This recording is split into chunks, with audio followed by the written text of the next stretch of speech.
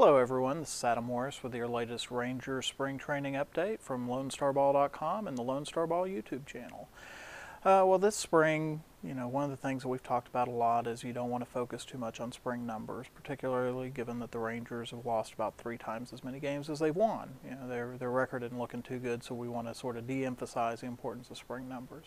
That being said, there are a couple of players who this spring are exceeding expectations offensively, and that could be part of an indication that we may be seeing bigger and better things from him in 2012. First of all, there's Elvis Andrus. Elvis, everybody knows by now, he's been the slick fielding, light hitting shortstop who's been an anchor for the Rangers defense the last 3 seasons, and who's been hitting at the top of the lineup the last couple of years. Now, Elvis hadn't been terrible offensively, but he doesn't have a lot of power, and he's not really been an offensive weapon. The spring, however, he's hitting over 400, and the reports are that he's really bulked up, gotten bigger and stronger. Now, getting bigger and stronger isn't necessarily going to be a good thing if it means that Elvis is going to be slower on the base pass, not as quick out in the field, if it's going to cost him some of his range and some of the speed that makes him so electrifying.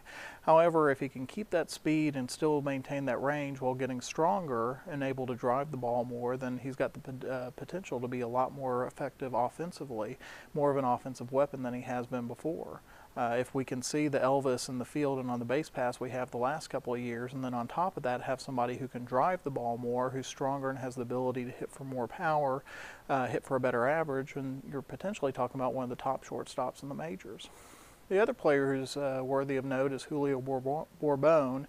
It's interesting, he's gone from the leadoff hitter of the future in 2010 to 2 years later a guy who most Rangers fans groan when they hear he's in the lineup.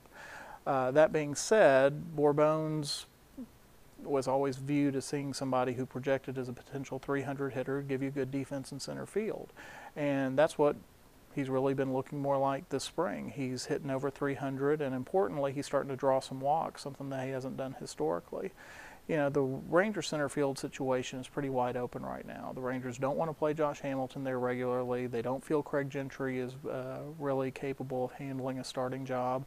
Leonys Martin isn't ready, so this is a chance for Borbon to show that yes, he can be the 300 hitter that the Rangers drafted him out of the University of Tennessee hoping it could be.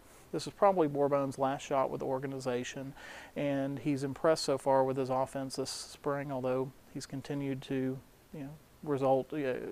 create some of those plays on the base pass and in the field that has fans smacking their foreheads with their hands and wanting to see anybody out there besides Borbon.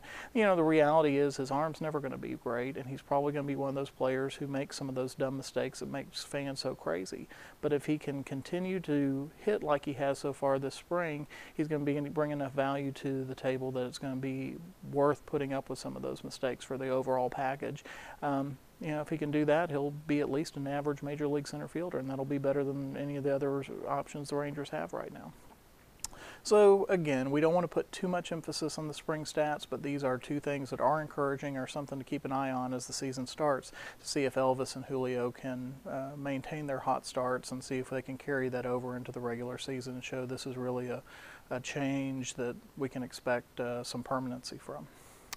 That's all we got for right now. Be sure to check on lonestarball.com for more Rangers news, updates, stats, commentary, discussion, all those good things that make the internet so wonderful. And be sure to subscribe to the Lone Star Ball YouTube channel for more video updates.